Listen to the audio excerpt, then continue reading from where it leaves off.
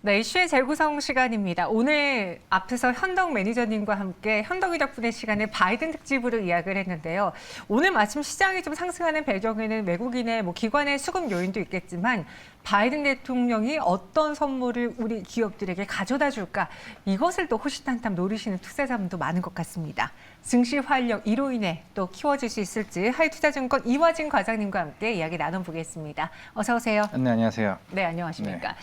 또 이렇게 될 날은 또 된다고 여러 가지 호재들이 많이 나오는 날들이 있어요. 네. 오늘은 또 바이든 대통령의 방한 소식 때문에 증시에 모멘텀이 좀 불어넣는 것 같은데 어느 쪽에서 불어넣어지고 있습니까?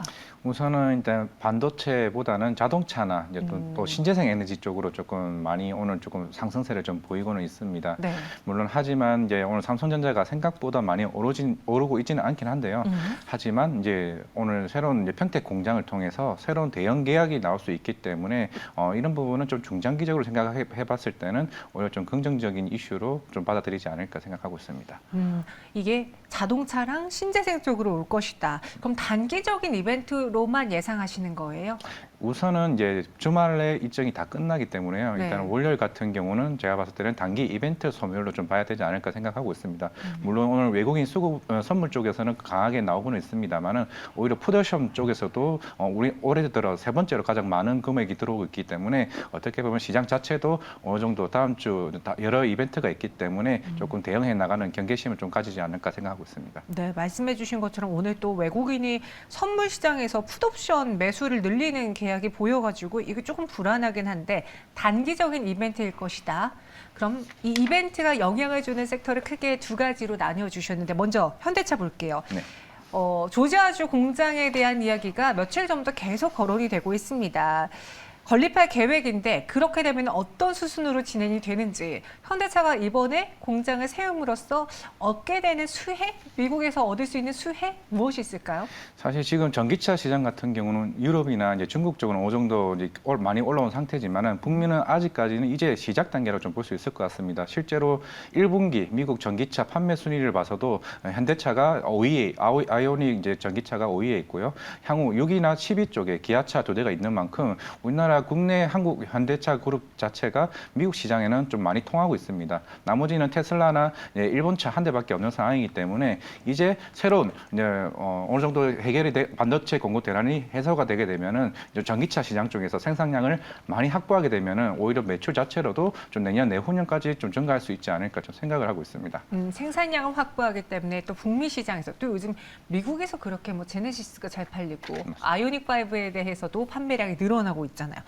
그런 수혜를 볼 수 있지 않을까 하는데 근데 주가적인 측면에서 현대차도 상승하고 있긴 하지만 지난 일주일 동안의 흐름을 봤을 때에는 화신이라던가 SL 그 밑단에 있는 구형테크 이런 종목들이 더 많이 올랐거든요.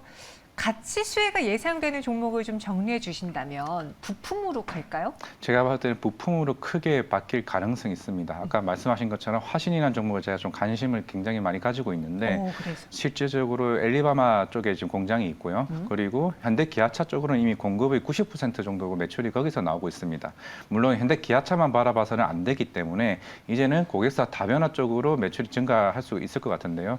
실제적으로 전기차 관련해서는 이미 북미 쪽은 이제 EV 부품 같은 경우는 이미 배터리 셀들, LG 에너지 솔루션이나 SK온 같은 경우는 현대 모비스를 통해서 이제 나오고 있지만은 오히려 타 OEM 업체 쪽으로 해서는 이제 화신이나 다른 업체들에게도 많이 나올 수 있을 것 같습니다. 하지만 북미 쪽에는 이런 샤시나 바디 관련 업체가 아직 국내 업체는 그렇게 많지가 않기 때문에 화신 쪽으로 수주가 많이 나올 수가 있을 것 같고요. 그리고 미국 진출을 한 이제 실적 턴어라운드 자체가 올해 금액이 많이 나올 수 있는 그 기간입니다. 그렇기 때문에 매출 자체가 이제 한 2분기에서 3분기 정도 한번 점프업을 하게 될 것 같고 만약에 이제 배터리 셀에 대한 수주가 추가적으로 나오게 된다고 하게 되면은 내년 내후년부터는 아예 매출 자체가 달라진 회사로 좀 변모할 가능성이 있기 때문에 제가 봤을 때는 좀 중장기적으로 이번 북미 전기차 지원 정책 중에 하나로 좀 종목에서 좀 크게 수혜를 받지 않을까 생각하고 있습니다.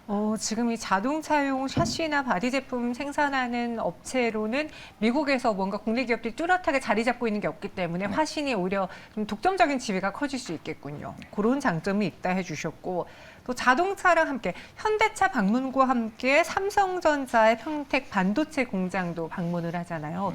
이번엔 오자마자 정말 많은 기업들을 이렇게 순회하는데 삼성전자의 방문에서는 어떤 이야기를 무엇을 볼까요? 일단은 3나노 반도체를 일단은 먼저 한번 보게 될 것 같습니다. 실제적으로 10나노 이하 쪽으로는 TSMC나 삼성전자밖에 지금 생산을 못하는 상황이고 어차피 미국 업체 자체는 팹리스 설계만 할 수 있는 상황이기 때문에 실제로 생산하는 업체는 아까 말씀드린 두 업체입니다. 결국에는 이 3나노를 사용하게 되면은 내년 최신 핸드폰에 들어가기 수 있기 때문에 이게 들어가게 되면 오히려 이제 반도체가 미세화될수록 그만큼 이제 발열 자체가 적어지게 됩니다. 그렇기 때문에 새로운 핸드폰에 대한 적용이 된다고 하게 되면 혹시나 모를 이번 주에 새로운 대형 계약이 나오게 된다고 하면은 충분히 좋은 조건으로 계약이 나오지 않을까 생각하고 있습니다. 네, 물가 상승 그리고 뭐 공급망 왜곡에도 불구하고 자동차와 반도체 산업은 여전히 긍정적이다. 뭐 없어서 못 판다라는 말이 가장 붙는 대표적인 산업이잖아요.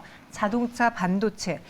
이와 관련해서 이번에 뭐 바이든 대통령의 조금 더 영향을 받을 수 있는 섹터를 꼽아보자면 혹은 그게 아니더라도 그냥 나는 조금 더 이게 매력적이다 골라보자면은 이화진 과장님은 개인적으로 어느 쪽이 더 매력적이십니까? 사실 이 질문을 보고 엄마가 좋아 아빠가 좋아라는 생각인데 사실 저도 이제 고객분들한테도 이 두 업체는 같이 지금 제가 추천을 하고 있는 상황이기 때문에 그나마 좀 더 낫다고 보면은 좀 자동차가 좀 단기적으로는 괜찮지 않을까 생각을 하고 있습니다. 근데 자동차는 반도체가 많이 만들어져야만 그게 선행이 되어야만 더 많이 팔릴 수 있는 거 아닌가요? 일단 그렇긴 하지만 어느 정도 이제 공급이 서서히 완화되고 있는 과정이고 물론 삼성전자나 이런 부분들은 이제 향후 이제 DDR5가 이제 3분기쯤에 출할 예정이기 때문에 그런 부분이 조금 일시적으로 다가오게 되면은 이제 좀 추후적으로 좀 괜찮을지 모르겠지만은 실제 지금 전 세계 시장에서 자동차 성장이 굉장히 빠르게 올라와 있는 회사가 현대차 그룹입니다. 실제적으로 중국 쪽은 아직까지는 조금 지지부진하고 있고 유럽 완성차 같은 경우도 러시아 사태로 인해서 그만큼 생산량이 굉장히 안 좋아지고 있는 상황에서 빠르게 치고 올라온 부분이기 때문에 오히려 그런 틈새 시장을 지금 현대 기아차가 잘 치고 들어왔다는 부분이 제가 봤을 때는 긍정적으로 할 수 있기 때문에 그만큼 내연 기관을 없애고 전기차를 빨리 활성화하는 부분이 어떻게 보면 구조적인 변화가 현대차 그룹의 좀 긍정적인 이슈로 받아들여야 되지 않을까 생각하고 있습니다. 변화도 잘 해냈고 그리고 공급도 어느 정도 풀려가고 있기 때문에 자동차를 꼽아주셨습니다. 원래 그래요. 이게 엄마가 좋아 아빠가 좋아 질문이 좀 어렵지만 조금 더 좋은 사람이 저는 개인적으로 있거든요. 그렇게 저희도 둘 다 좋지만 자동차가 조금 더 매력적이지 않아 보이나 이야기를 해주셨습니다. 그럼 세 번째로 신재생 에너지 이야기도 꼽아주셨어요. 네. 오늘 마침 풍력 관련주들이 좀 올라주고 있는데 바이든 행정부가 내세웠던 이 친환경 정책에 대한 이야기, 신재생 에너지주가 사실 바이든 대통령 당선 때 반짝 오르고 좀 금세 사그라들었잖아요. 네. 이번에 뭔가 효과가 있을까요?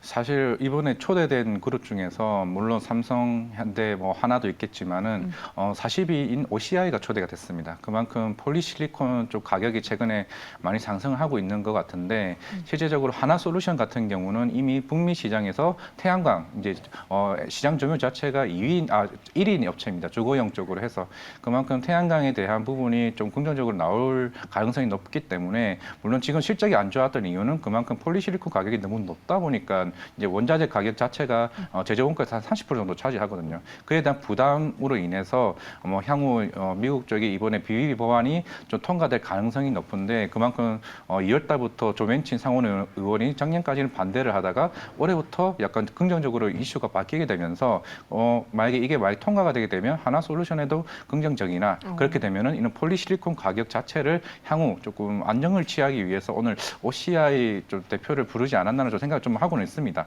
만약에 그런 긍정적인 이슈가 나오게 된다고 하면은 하나솔루션도 이제 태양광 쪽으로 해서 좀 북미 쪽으로 좀 긍정적인 이슈로 오늘 어제부터 조금 반응을 보이긴 했습니다만은 실적 자체가 좀 괜찮아질 수 있는 여지가 좀 중요하지 않을까 생각하고 있습니다. 그럼 저 여기서 개인적으로 궁금한 거 하나 여쭤볼게요. 네.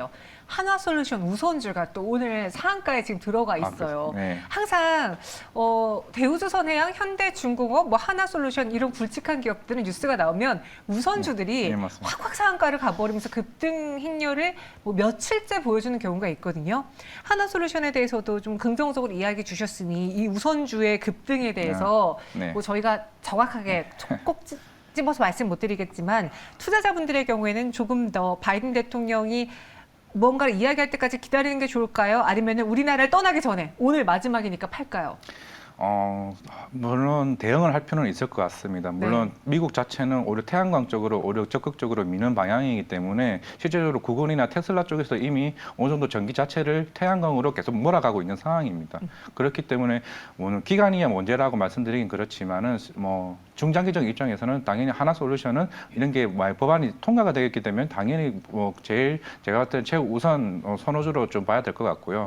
어떻게 보면 우선주가 오늘 먼저 반응을 했다는 부분은 시장에서 어떻게 보면 긍정적으로 봐야 되지 않을까. 사실 그래서 제가 OCI 대표를 초대했다는 것에 대해서 많이 조금 의구심도 들었던 부분이거든요. 네. 그렇기 때문에 오히려 물론 삼성전자, 현대에서 좋지만은 이런 신재생 관련 에너지로서 좀 중요한 이슈가 나오지 않을까 하는 생각을 하고 있습니다. 하나솔루션 우선주는 정답을 주셔서 어떤 분께서 그럼 절반 매도합시다라고 했는데 원래 상한가 간 종목들 애매할 때는 절반 매도하고 나머지 절반으로 대응하잖아요. 보유자분들 한번 잘 체크해 보시고요. 하지만 이번에 신재생 에너지 그리고 OCI 기업이 초대가 됐다라는 거에서 뭔가 우리는 투자 포인트를 찾아볼 수 있지 않을까.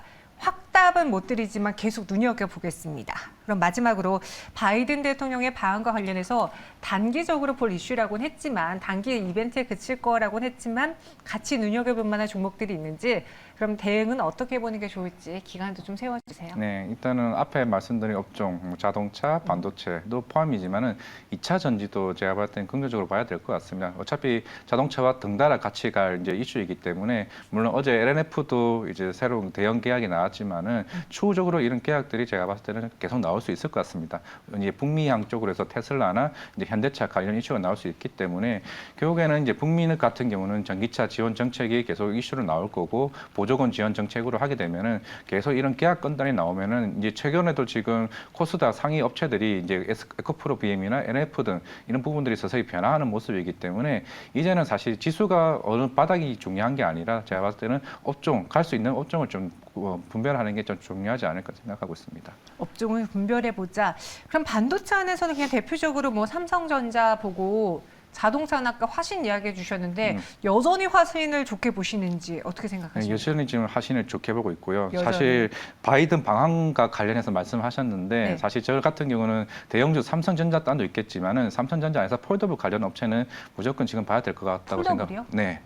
오늘 그래서 KH바텍이나 이런 뭐 UTI나 최근에 올랐던 흐름들은 어떻게 보면 이번 폴더블 자체가 내년부터는 오히려 시장 자체가 넓어질 수 있는 부분이기 때문에 이번 생산량 자체가 작년보다 오히려 더 많아졌거든요. 이제 2배 정도 좀 수라량이 많이 생길 것 같고 내년부터는 중국이나 북미 시장 같은 여러 업체들 간의 폴더블 경쟁이 시작되면은 결국 이런 힌지 만든 회사들이 오히려 더 업그레이드되면서 공급 단가에 대한 인상 부분과 관련해서 실적이 크게 변모할 수 있는 회사로 좀 참고해 볼 필요가 있을 것 같습니다. 화신 여전히 좋게 본다 이야기해 네. 주셨습니다. 그리고 삼성전자도 좋지만 삼성전자 폴더블 폰과 관련한 종목들을 지금 꼭 눈여겨보는 것도 필요하다라고 정리해 주셨습니다.